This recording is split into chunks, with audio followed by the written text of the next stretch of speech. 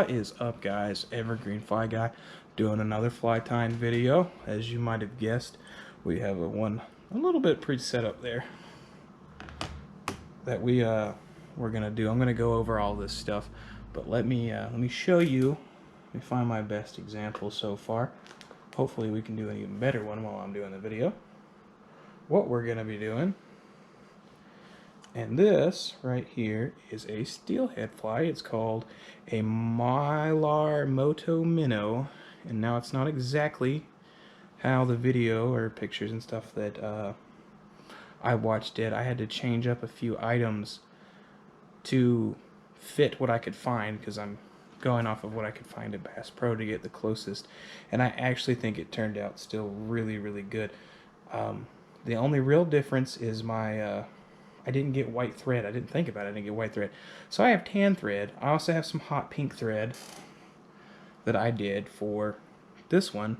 And you know what? They both looked fine. But for this one, I'm going to go back to the tan thread just because it blends in a little bit. I don't think I need that extra hot pink. And so other than the thread, the other main difference is my tubing here is actually a... what is the exact color of it? Let me find it. It's a pearl instead of white. And now this pearl, if you can see, kind of gives a glitter to the body, which is also in the tail. With some of the stuff I'm going to be using some flash in the tail. And I think it looks really good. So, oh, and it calls for a copper bead head, and I couldn't find copper, so I had to go with gold. And it doesn't look like there's much of a difference. This really isn't a true gold. It's not very shiny. It actually looks kind of copper. So, I'm not too worried about presentation. I think it looks really good. Especially that one. My first one, that was my second one. My first one was really kinky because I'm trying to figure stuff out. So, like, ugh, I don't know if you can see it. It's just kind of misshapen and stuff. But that's okay. The first one's always is a little hinky. So, let's get right into it. I don't have anything to address like I did in the last one. I still haven't heard anything back from Instagram, but we're going to keep going. If not on Instagram, then on here, on YouTube. I'm going to get content out somewhere. So, what I'm going to do here is I'm just going to put some thread on the hook shank right here. Oh, let me get a little more. There we go. Now, it doesn't really matter where you start. You're just gonna wrap some down. I like to get behind here and try to put a little bit behind the head. Keep that built up so it's not coming down on you a lot. Now we're gonna go all the way down to the bend of the hook there. There we go. Moving along. I think my lights are getting brighter too. That's weird. Could be the shadows bouncing. It'll take a while. It's a big hook. Once I get this all the way down there, I'm gonna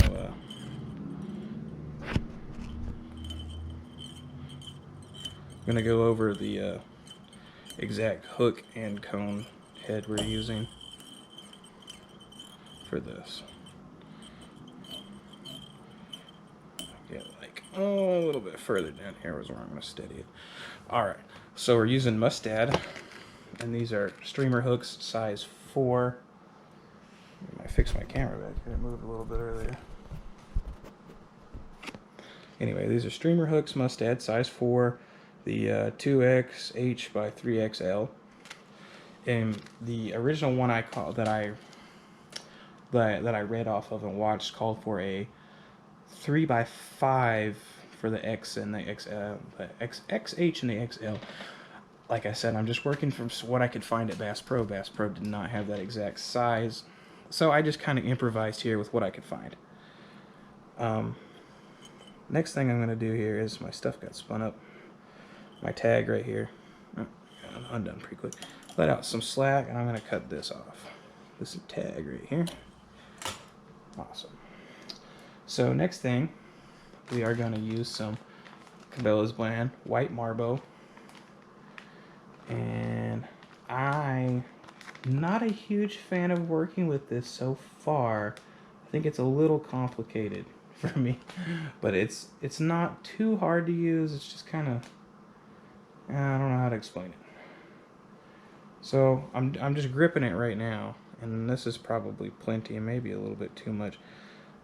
Yeah, I'm gonna take one down. So I usually use about 4 strands of this, 4 little, you can see it on the little tag in there, on that hard thing. And I'm gonna cut this back a little bit because you need to be able to fold this marbo around the hook shank a little bit. And if you can't fold it, it builds up like I did in that first one if you leave those tags on there. So now I just have soft stuff. It does fall apart a little easy, but once you get to folding, it's not going to matter. Now I'm just measuring that to the cone head there. Now I'm going to come up and grab that. I'm just going to fasten it down. Let me back this up actually. I want to get farther down, which is a little bit hard. Might be better if I move my thread down there when I do it. That's a little too far down, but that's okay, I'll fix it. Now I'm trying to bind this up a little bit. And now whenever I do that, it helps from not falling apart on the end like that. Okay, now that I got it, I'm going to go ahead and twist it around.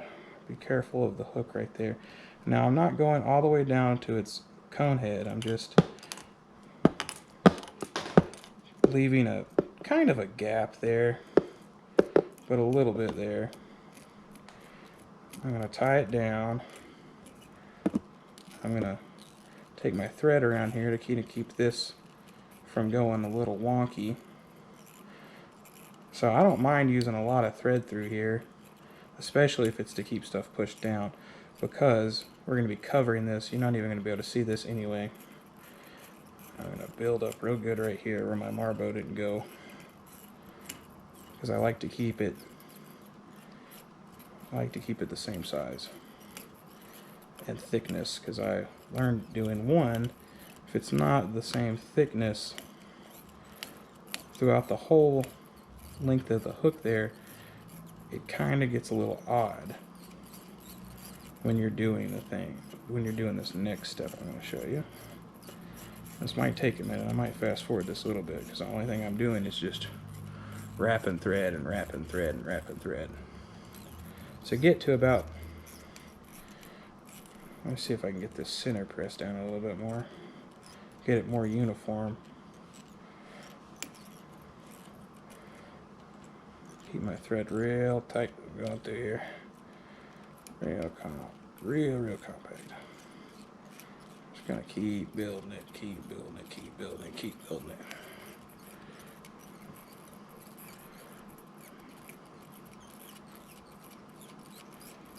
Might take you a minute.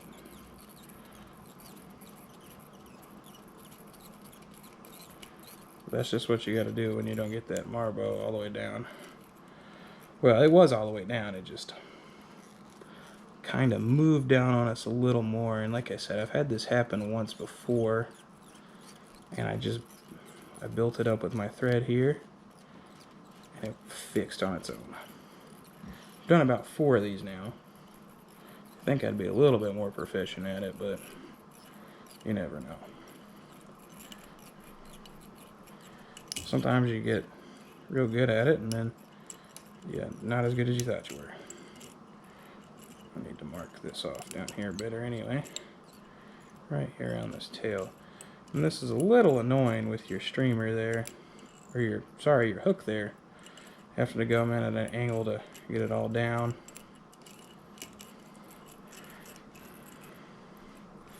Okay, now let me move back here toward the back. Alright. Now, it's a nice tail on that one. Looks pretty even throughout for the most part. I think it'll be just fine. It's a really nice tail on that. It's a perfect tail in my opinion. Now I'm going to get some of I got 2 packs of this because I have another fly I'm going to do. This is just some pearl flash. It actually called for something else. I'm not sure what it was, but it was not pearl. But it was something similar to the pearl. Now, I've got 3 strands here, which it calls for 2, but you know what, I'm going to do 3 this time because I wanted to try 3. I didn't know if it would be good or not with 3. So what I'm doing is just kind of tying it in here. Oops, let's back up when I got a little too far. And then I'm going to take my thread and then secure that over it.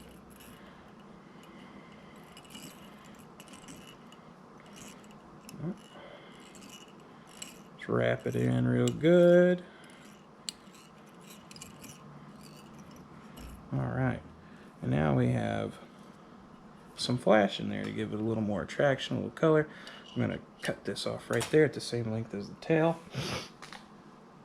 And then you can mix that in there as you'd like. You can get some over on this side, you keep some toward you, keep some in the center. That's why I think 3 strands worked a little better. I'm going to make sure I got all this down through here, build this up a little bit more because I just want to get it all perfectly even, because it makes this next part easier when you got it as even as possible. Also need to try to get your head as steady as possible. They used a different little technique in their video to keep the head steady. They used a little glue to keep it up, and they used a type of cement that I don't have, so I'm just having to try to keep it as straight as possible by hand, which has not been too difficult at all, so I'm not really worried. Because I think once you build up that thread enough, it just kind of sits there on top of the thread anyway. Alright, now I'm going to keep all that out of the way, and we are going to get our tubing here. This again is the pearl tubing. I'm not sure who makes this. I think it's another Cabela's brand. Nope. So this is, oh no, never mind, that's for my thread, that's for the pink thread. Yeah, I'm pretty sure, I don't know where my packaging is at, I'm pretty sure this is just another Cabela's brand, and it's just some stretch tubing, and it's the pearl. And so I'm going to measure here, and I'm just going to do a little bit past, just a little bit longer than the hook shank to the cone. And you'll see the reasoning why for that in just a second. I'm going to cut off my piece here, and now I'm just going to take this thread, little roping out of the middle there, and I'm left with just this. Now I'm going to take and I'm going to push this on, push it on over the head, and I'm going to get that even with the back there. I'm going to tie it in very simply, very easy.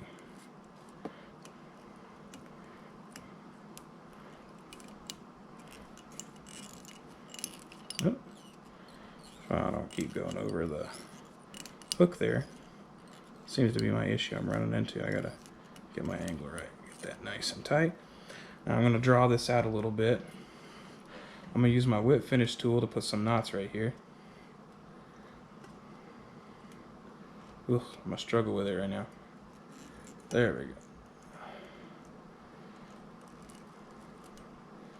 I'm just gonna do a couple because it's a little hard to get in there. So 3 should be perfect. Did that tighten or? Yeah, it did, okay. Alright, cut our thread.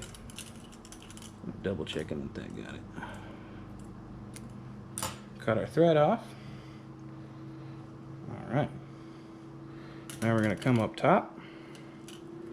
And I try to get all of this stuff that's coming undone up here under my string. That way it's easier to get at it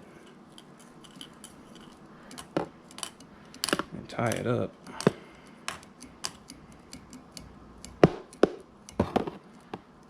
Just see as I'm building this, I'm being able to wrap more and more of the flaked stuff up. And you can also trim it with your scissors and you'll be fine.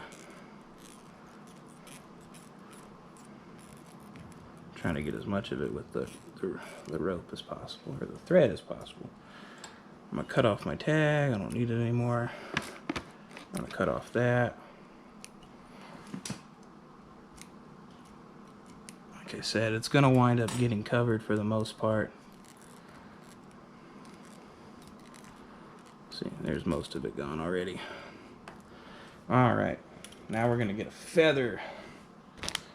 We have some more mallard barred flank feathers, mallard flank feathers. These are Cabela's brand again. And they seem to be pretty good. There's some big ones. There's some nice big ones in here. They're not all the small little ones.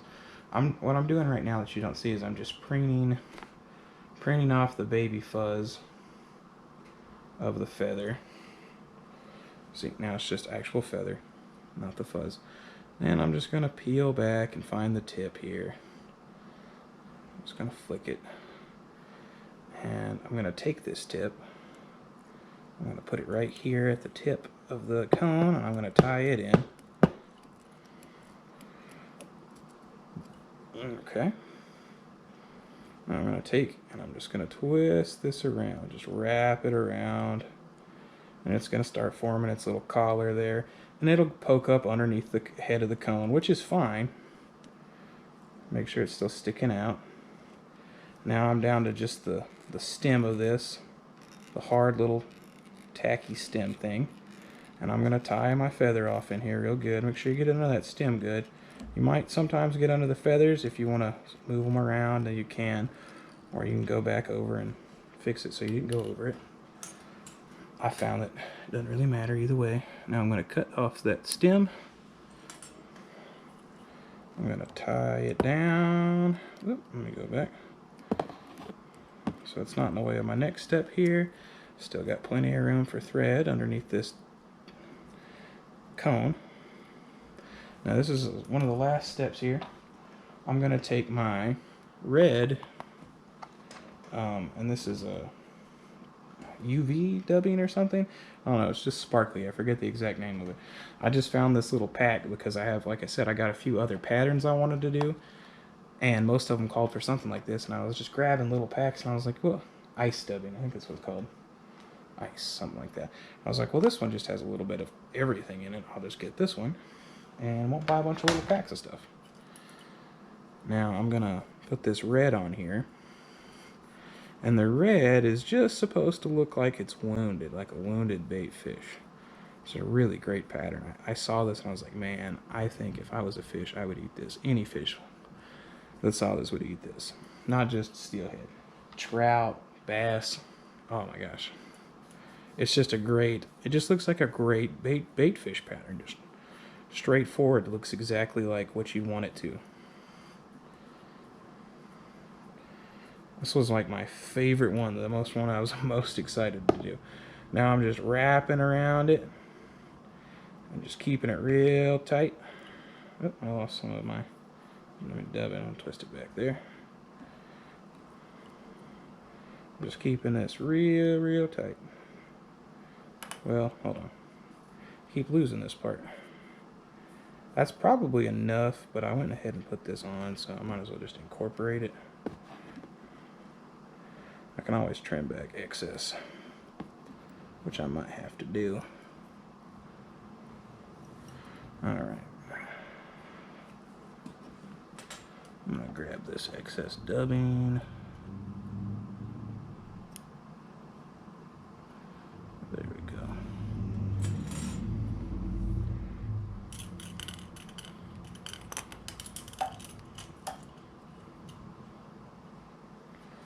Actually, yeah, I pulled a little bit of it off because I wasn't liking how it was sitting.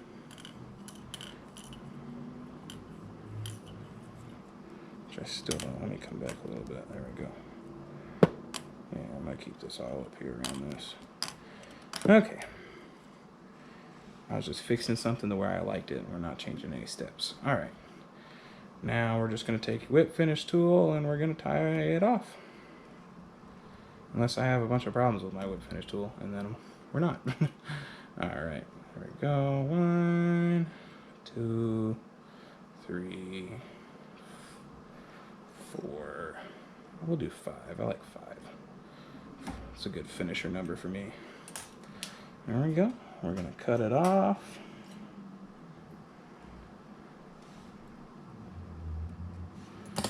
Ta-ta. All right. Now this is the actual last step. I know I said last step with the dubbing, but when I say that, I think I mean more like last step building wise. This is just some extra precautionary gluing and setting in. As soon as I find my little dubbing tool I use to put it on. Got stuff everywhere over here, so it is all sorts of crazy. Oh man, where did that go? Sheesh. Oh, I got it. It was in my tools. Where it was supposed to be. Huh. Go figure. And I'm just going to get a little bit on the tip here. And I'm going to go right here around the edge of my cone, where all my thread's sitting at, and where all the securing's at. And you can also, if you want, take some around the back end where we also tied off. I'm pretty confident in it back there. If you're really worried about it, and if you like, I know a lot of people that like, some people won't even put glue. They'll just, you know, they say, hey, my knots are good enough. And then some people are extra careful and they'll put the glue in the back and glue in the front. And there's nothing wrong with that. I just, as a time saver, I'm not going to put glue on the front. It just would make for a longer, or glue on the back, sorry, it would just make for a longer video. And this is kind of a short video. I didn't even expect to be making this video today, or making such an in-depth fly, and this is just such a beautiful fly. But I was like, you know what, I need to start getting flies for my steelhead stuff. I already have I got my rod set up, I got my reel set up, I got my line picked out, I got leaders, and I got tippet. I got the whole 9 yards, but I don't have flies. And I was like, well, if I'm going to do flies, if I'm going to get flies, why don't I just make my own? I would feel better about using them, and if I don't catch anything, it's my own fault. No, hopefully I catch something. I'd love to catch some. I think I got some people interested in going or trying it with me. And I'm not going to have too much time. It's just going to be a Saturday, Sunday thing, because I'm still a full-time student, full-time dad, so I don't get much time to fish anymore. That's why I'm doing a lot of the fly videos right now, because you know what, everybody goes to bed in the evening. I can sit down and get some me time and do some stuff I enjoy. And so there we go, there you have it. There is our fly, which I've already forgot the name of. Oh, I know it's a minnow. But that came out really good. That's a really good one. Pretty solid. I think this fly is gonna tear up. Like it's just a perfect setup for a fly, in my opinion. You have your bait fish pattern with the little sparkle in the back. You got this beautiful feather presentation, and then the pearl body, the way it shimmers like that, it's just like a bait fish. And then the red. Oh my gosh, I think this fly just turned out perfect. I really hope it catches a lot of fish. Or just any fish, that'd be good. Just to show my work actually pays off. But